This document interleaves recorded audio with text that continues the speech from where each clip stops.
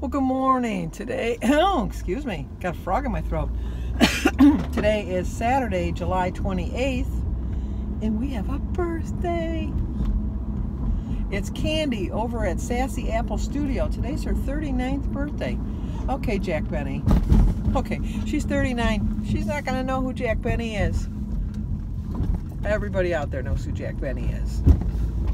Jack Benny was famously known for just always saying he was 39. He was like 90 and he kept saying he was 39. But anyway, none of that. Enough of that. We have to sing. Happy birthday to you. Happy birthday to you. Happy birthday, dear Candy. At Sassy Apple Studio. Happy birthday to you. Cha-cha-cha. Well, I hope you have a great day. I really, really do, because birthdays are so special. On my way to my meeting, I'm feeling a little discouraged. I really am. I just don't feel it. If I can just lose 0.4, that'll put me into the 20s. So that'll kind of give me a little boost. But damn, I know I shouldn't swear, but damn, I want that 1.1. And I know I told you yesterday, stop obsessing. Remember you lost the 73.9, blah, blah, blah, blah, blah. But I want that 75-pound charm. Carrie gave me a really nice little thing to put it on. Let me show it to you if I can get it while I'm driving. I know this is why Denise doesn't like driving with me, because she says I get distracted too easily. But I got this from Carrie, and I'm going to put my charm on there because I'm going to get it. Maybe not today, but I am going to get it. I know that. I'm very positive that I'm going to get that. I'm hopeful I'll get it today, but I'm positive I'm going to get it. I just know how my body acts, and that sometimes I can lose weight, and then other times I can work and work and work and work and work, and then my body just says, no, not ready, not ready. You'll get it off when I'm good and ready. And I've been on this journey so long that I accept that. In the past, this is about when I would have just said, the heck with it. Although I would have said the hell with it, but I didn't want to swear. But anyway, and I know that in the past that's who I was. It's just like if I set myself up for a certain amount of weight to lose, I have my eyes squinted closed. My dad used to do that all the time. My brother Michael does it. Anyway, what was I saying? See, you know what? You can't stop distracting me. Stop.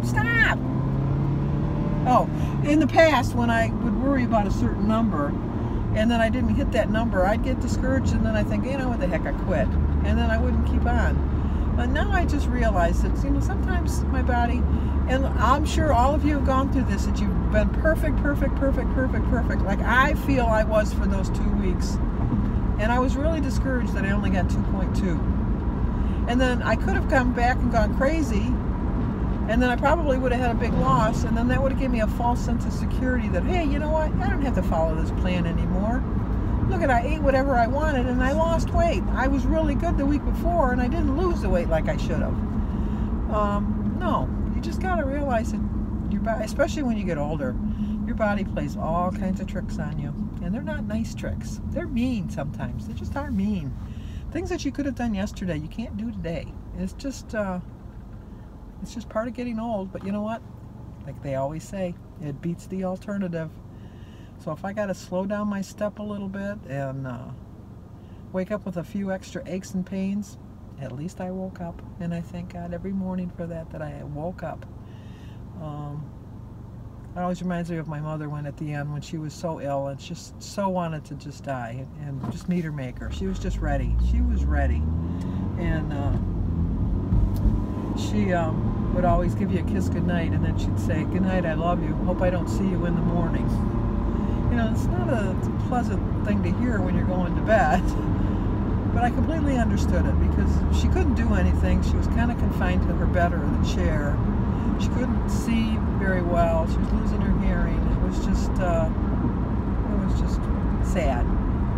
And I completely understood. And it wasn't like she wanted to commit suicide or anything like that. She was just ready. And I think that when you're ready, and she just was ready. Just like when you're on a weight loss journey, to bring it back to that, when you're ready. And I am ready. And if I can just lose 0.4, that's my only goal today. 0.4, it'll get me into the 220s. And if you followed me a while, you know that just getting into the next set of numbers always gives me just that little boost that I need. So that's what I'm going to do. Talking about my mom and coming over the expressway like this reminds me of a story. It's like a sad story, but it's kind of funny at the same time. Well, not funny, haha, but you know, like cute fun. I don't know. It's just, it brings back a happy thought to me. As morbid as it's going to sound, it just did bring a happy thought. But at one point, my mother went to live with Denise, and it was really, like I said, my mother could only be in the bed or the chair, and she needed assistance to get in from one to the other. And I was on my way to work one morning, and Denise called, and she says, well, where are you at? You're not at work yet, are you? And I said, no, I'm just about ready to get on the expressway. And I'm about probably, I don't know, maybe 5 or 6 minutes from getting on the expressway where I have to get on to go to work. And I said, no, I'm getting on the expressway. Why? What do you need? I said, why? Where are you? Aren't you at home? And she says, well, yeah, I'm at home. And I go, well, where are you? And she says, oh, funny thing. And I says, what's so funny? She says, well, I'm laying on the floor, and Mom's laying on top of me, and we can't move. I said, what? She says, yeah, when I was trying to help Mom up, she lost her balance, and we both came down, and now she's laying on me, and she's dead weight, and I can't get her off, and I need help. And I said, okay. So I turned around. When I got there, sure enough, there's my mom and Denise laying on the... Luckily, neither one got hurt. So, you know, I helped her get my mom off of her, and then we both got her into the chair. And then that kind of threw a scare for my mom. But then my mom started laughing, and she said, you know what? I've always wanted a little one-on-one attention. I think I get my humor from my mother. I really do. But, so we got her into the chair and that. I know, it's kind of like a morbid story, but it's kind of a funny story at the same time, I think. Hope I don't offend anybody, but, you know, it's just different memories like that. But... And then the turnaround story for the Chuckles, my mother, I told you the story about my dad used to always bring us Chuckles all the time. And when he was dying and he couldn't eat anything, like I've told you in the past that he had, there's no other word for it, he had an asshole doctor that we just didn't like. And my father couldn't eat anything because of his condition, and we would open up his dinner tray, and there'd be a pat of butter on the plate, just a pat of butter. And his doctor would say, well, he needs the nutrients or blah blah blah or whatever was in the butter. And my mother said, Dad, you cannot give somebody just butter, you know. Well, you know, he says, well, if you can find a better alternative, Mrs. Manning, you go right ahead. So my mother did a lot of research, and she found out that everything that he needed for whatever reason was in the Chuckles. I have no idea what it was, and I don't know if it was just a thing that my mother lied to the nurses, which I'm thinking is what it is, because my father loved Chuckles. So they went down, and obviously the cafeteria's not going to have Chuckles, so they went into the gift shop and took a box of Chuckles. So every time when my dad would open up his tray, there'd be Chuckles there.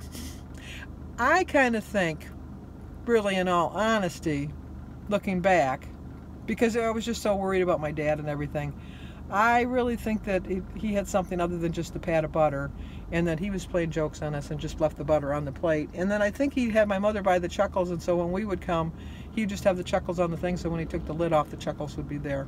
I really do think that. I really, really, really do. So, but the doctor that he had was an asshole, but the nurse that he had was just like a godsend. And I told you that I'm not going to cry, because it always makes me cry when I think about it, but my dad, when we gave him his last rites on Christmas Eve, started to cry, and then the doctor says, he's not really crying, it's just water falling from his eyes, it's just his tear ducts exploding, and you know, whatever. And then we were all so upset, and we started crying, and my mother chased the doctor out, and she filed a grievance with the hospital administration, so until my father passed on the 30th, and so for the next 6 days he had a hospital doctor. And so anyway, we were all upset, you know, about that when he left. And then the nurse came in, and she had brought presents for us from my dad, because my dad was unconscious at that point.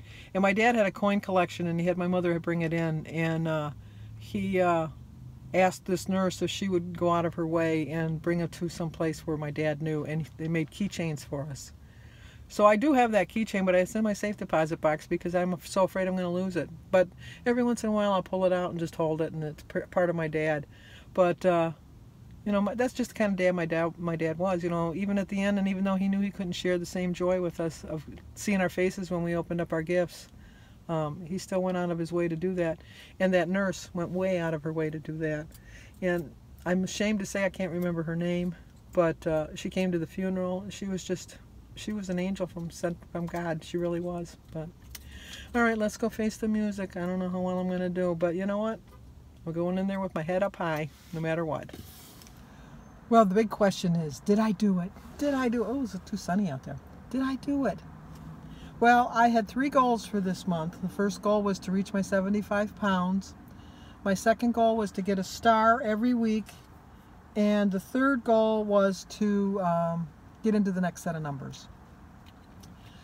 I've met 2 of my goals. Can you figure out which 2? Obviously not the 75-pound one, because but I did have a loss, so that's good. I lost 0.6. So I'm exactly 74.5 pounds lost.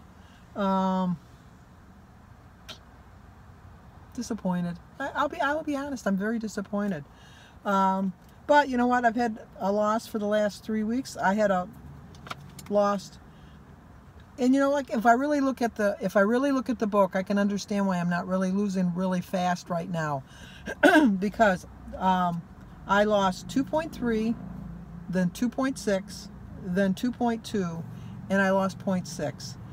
My body, when I've lost a lot of weight, because you figure I've lost in the month, I've lost 2, 4, 6, 7 pounds, 7.7 and a half, 8.1. I've lost 8.1 in the last month. So that's a good loss. You know, that's 2 pounds a week if you average it out, because I had a little bit more each time. And I'm in the 20s. I'm 229.7, so I'm just barely in it, but I'm in it. That's all that counts. I got my foot in the door. I got my foot wedged, and you know what? You can't close that door on me, because I'm not going back into the 30s. We know that once I get into my numbers now, I do not go back up into the next. I don't go back into them. I just work my way down. I'm still encouraged. Disappointed, be honest. Disappointed, but you know, I like looking at that number, 74.5. It's 229.7. It's just, I can see Wonderland. I can see it. It's right over there. I can see it. It's so close. And I am going to make it there. I know I'm going to make it there. So I got to stop talking. I'm not going to have time for anything else. So I'll talk to you guys at breakfast. It's so beautiful out here. I'm reading my book, which is very, sorry, I lost you there for a minute. Which is very interesting. But while I was doing my comments, I noticed that Carol Presido didn't tell me that her birthday was last Sunday. She thought she wasn't going to get a song. She's so silly. Of course she's going to get a song. She may be, 6 days late? But that doesn't mean you can't sing. Happy belated birthday to you. Happy belated birthday to you. Happy belated birthday, dear Carol. Carol Presido. I know I said your name wrong. Happy birthday to you, belated, cha-cha-cha, and all that good stuff. I have it on my calendar for next year, so next year it'll be on time. Christy came over. We went to Applebee's for lunch. I had a really crappy lunch. You know what? Now that I'm eating healthy, I'm noticing how bad food is when you eat it out. It's not as good as when you make it yourself. I'm getting very critical of my takeout foods, I'm noticing. So I'm going to have to start cooking myself. I'm going to have family dinner on Friday, so my kids are all excited about that. So is the McDonald's, Denise's family. And I'm going to end my video with a little clip I saw on Facebook that I'm going to put on here. And it's just reminding us about self-esteem. And just remember to see yourself through other people's eyes, because you may not think very much of yourself, but the people around you have their opinion of you, and you have to build up your own self-esteem. And I really think that this little video describes it in a nutshell. You have to know how other people see you. And I think that I found this one to be very relevant. Okay, I'll see you guys on Monday.